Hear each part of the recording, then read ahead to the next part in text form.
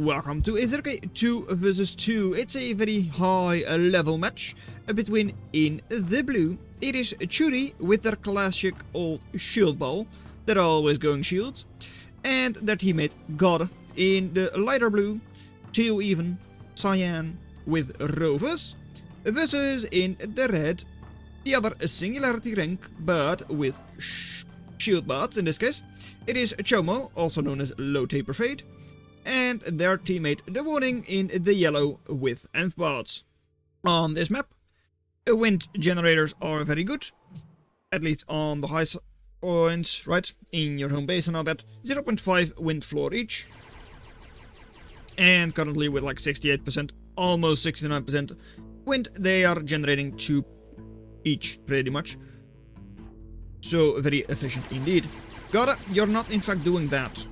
Not with your commander at least. You're just sending your constructor there. Oh well, it's fine. You're still getting the eco. Scouting over here already very nice. Though on this side, constructor could maybe have been killed if you really wanted to with all of your own units there, but it would have just retreated into its own bandits. Though of course that would have delayed it a little bit, which could in fact work out well for you. Duck being sent forwards, will be scaring away those darts, very nice. And a recon commander for Gare. Moving forwards, it's just 4 ducks, not too bad. At the same time, it is idle, and that's not ideal. You can of course take that singular duck with your Scorcher and dots and all that. And it is not all that good in its DPS, so the duck that is. So yeah, metal extractor not going down. Far forwards with that commander, just a level 1, not that scary. And Felon might just be good enough to like help those ducks take it out. On this side, commander also being pushed forwards by Churi, who is now also constructing their own Felon, though only just now. So is a little bit later on that. This though, I do find it a bit weird, though I guess it is because you're scared to get pushed away there otherwise. And that also makes sense, I mean, sure. Goddess commander going back now, though with this army you would have still been able to take down those couple of ducks, at least I believe so. Like yeah, it's 900 burst, your commander is 3000 HP. But there is no real need to risk it. And of course taking out the enemy commander by retreating a little bit is also quite nice. Because now it has nowhere to run. And since you're the same type of commander, you can jump down as well. And you are in a bit of an advantage, though their reinforcements are there faster because you are rovers. So you have to watch out not to lose your own commander. Jumping out now, Ravager has to keep moving after it. And couple of units there, though this Ravager should be able to get it and just barely does. Taking almost all of those ducks with it as well. Oh, that was nasty, it really was. 1800 value versus just 400. Very nice, and also with the commander forward and all that, should be able to reclaim a whole bunch over there. 700 at least. Ravager as well, 2200 HP. Quite nice, though they do get hit by buoy quite easily and therefore slow down. So not ideal to face off against, well, skirmisher and especially raider. This also not ideal, being pushed away there, though with superior bandit numbers, northwest, Churi should be able to deal with that. This though could be a game changer. It could be. Having the snitch there, if you're able to successfully bait them in there, you can kill all of those bandits in a one shot. Constructor also being cleaned up, very nicely done. Though of course that still doesn't offset all of that value that Gada was able to kill on the other side. Middle still completely uncontested, no one has really decided to go for it because it would just get destroyed.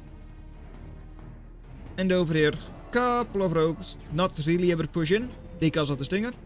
Stinger, of course, outranges rogue by quite a bit.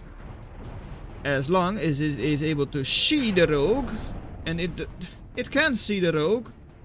Are you glitching out because of this floating terraform? You should have just killed that. I don't know why you didn't.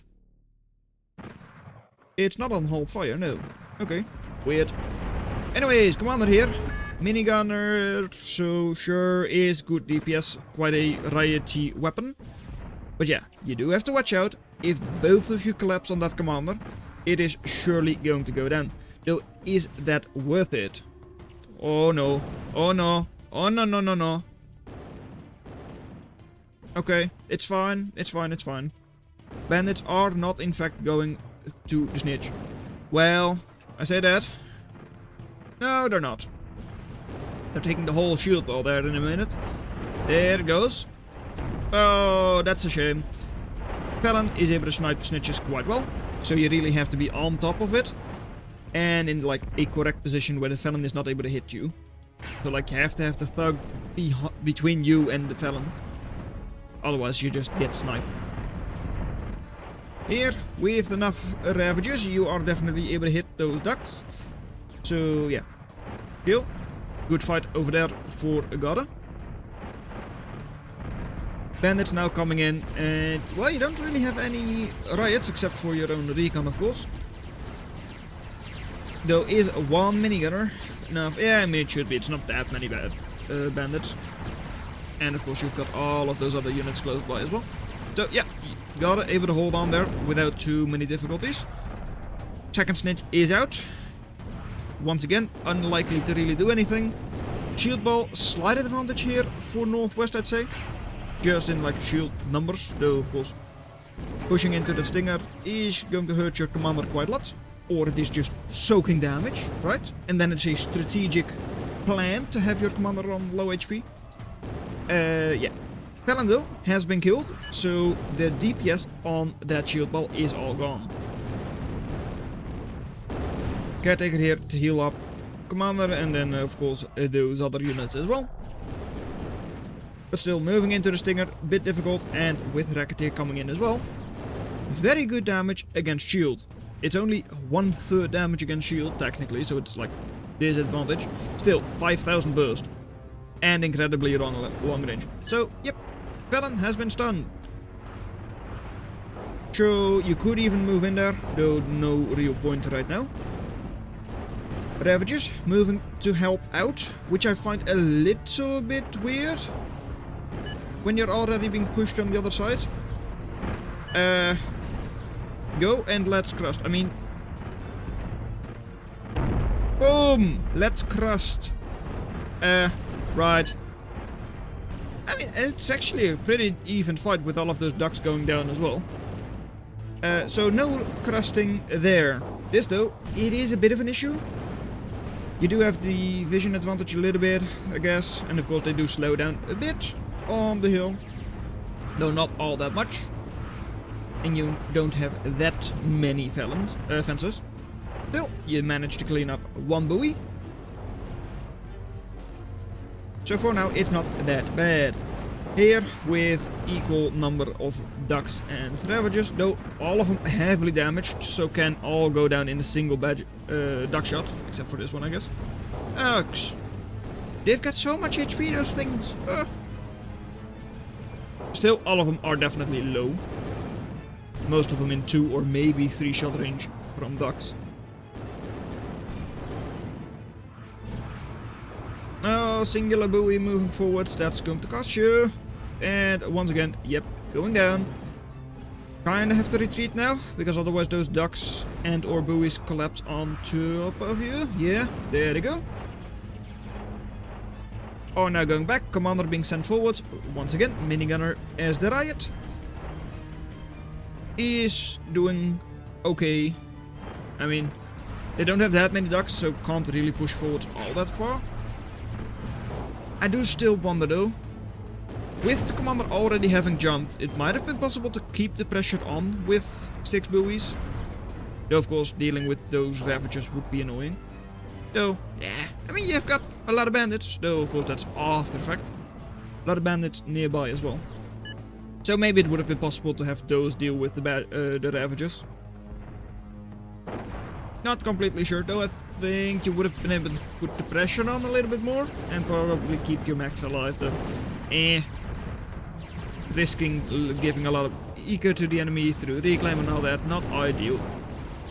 Anyways, over here we've got a shieldball versus a shieldball with a couple of rogues versus a lot of rogues. So yeah, the one with a lot of rogues is going to be better than the one without a lot of rogues. Right?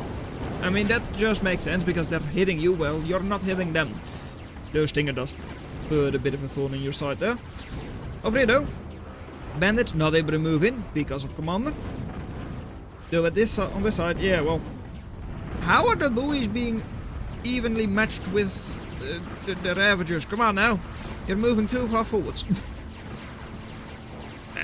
It's fine. I mean, they do get a bit of a range advantage by being on the hill, of course. On the slope. And still, over here, the fight is not going good for our southeast team. Losing over 2,000 value in attrition. While giving another like 700, 1,500 reclaim to the enemy. That is not ideal. Let's just say that much. This though, buoy bulkheads might be able to help you out there, though. I don't know.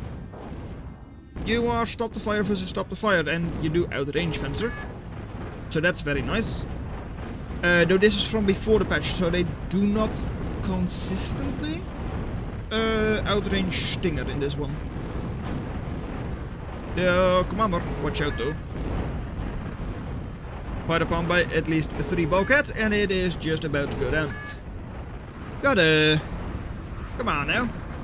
Phoenix to come in to those fences. Low HP, so all of them burn. Burn to a crisp, I tell you. Right?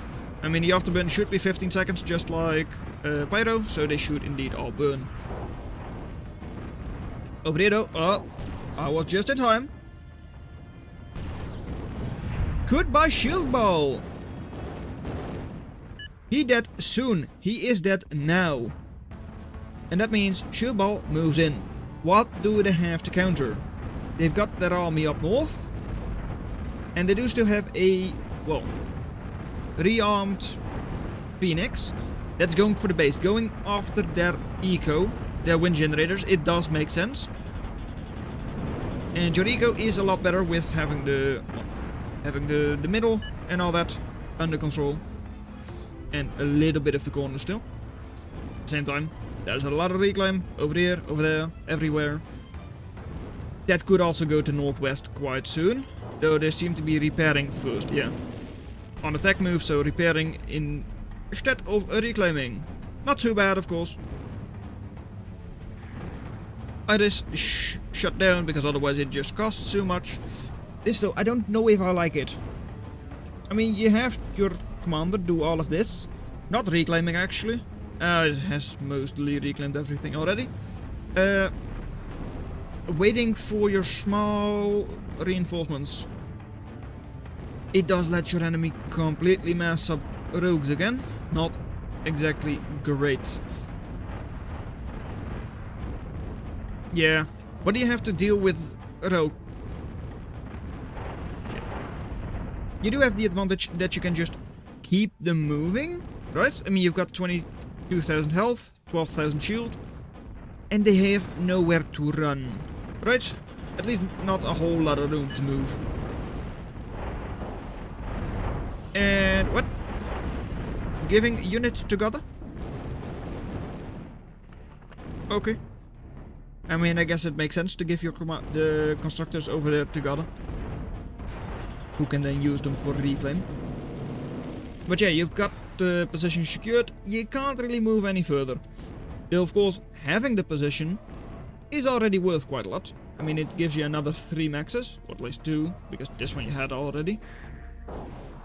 And it is still very difficult for the enemy to push up there. At the same time though, Garda has lost their side. So yeah, that is not ideal. They are still ahead in eco. Most of it is still through reclaim. But yeah, there is still a lot of reclaim. 2700 on the field. Just in the northern part. Grizzly only 50% done, so not going to be affected yet. At least not even soon. And snitches or anything else cloaked on that side is not really going to do a whole lot. I don't think so. And yeah, Iris, 16.5 energy already just to have it there. Sitting still. Let alone when it's moving. Crashers are able to take down the Phoenix. Nicely done. And Iris. Yes, indeed, that is an Iris. Yeah, they don't have the energy. Because it can easily cost you like 30 energy just for one Iris. And all of a sudden then they have like 0 to spare for overdrive or repairs or anything like that. Or even just like healing up their Aspis. Right? Yeah, Aspis. I'll use it soon. Give back. I have to teach him a lesson. I mean, the lesson should just be bandit, right? Is that not the entire lesson? Bandit? I mean, bandit is of course vulnerable to Phoenix. But it is also able to just kill 2000 value over there. Right, giving Iris back now. In the middle of the fight. Amazing timing. Giving it right back. Okay, sure. Got her. Ravager is strong, and especially with, I believe it is, he even had a buff recently, being like 2300 HP now. It is strong, it just doesn't really deal with that much value, I guess, especially not because you're only sending in some of them, though, yeah, a lot of these are being repaired, so yeah. Oh well. Enemy still on like almost double eco. 37 reclaim on their side. Wind is down a little bit, though still 1.9 each. 2.3, 2.5. Hey, wind is back up. So they might just barely not start accessing. At the same time though, Grizzly is stuck. Not ideal. And who has to teach who a lesson?